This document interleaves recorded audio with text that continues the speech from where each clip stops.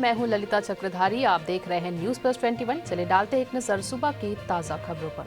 US, रूस, पाक और अन्य देशों ने जनरल विपिन रावत के निधन पर जताया शोक। सीडीएस जनरल रावत की बॉडी आज लाई जाएगी दिल्ली। राष्ट्रीय सम्मान के साथ शुक्रवार को होगी अंतिम विदाई। हेलीकॉप्टर हादसे पर रक्षा मंत्री आज संसद में देंगे बयान। WHO ने कहा, कोरोना के ओमिक्रॉन वेरिएंट की वजह से तेजी से फैल रहा संक्रमण।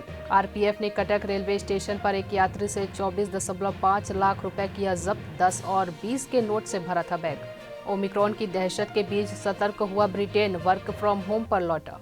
दक्षिण अफ्रीका ने फाइजर के कोरोना वायरस बूस्टर वैक्सीन को इस्तेमाल की दी मंजूरी। छत्तीसगढ़ में बुधवार को कोरोना के 37 नए मामले मिले, एक संक्रमित की मौत। किसान आंदोलन संशोधित प्रस्ताव पर बनी सहमति। अधिकृत पत्र मिलने के बाद हो सकता है आंदोलन समाप्ति का ऐलान। आज 12 बजे होगी बैठक। केंद्रीय स्वास्थ्य मंत्री से मिलने के बाद भी समाधान नहीं। डॉक्टरों ने कहा, जारी रहेगा विरोध प्रदर्शन। ऐसे ही तमाम जानकारी से लगातार अपडेट रहने के लिए हमारे चैनल को लाइक और सब्सक्राइब करना ना भूलिए और नोटिफिकेशन के लिए बेल आइकन को जरूर दबाएं।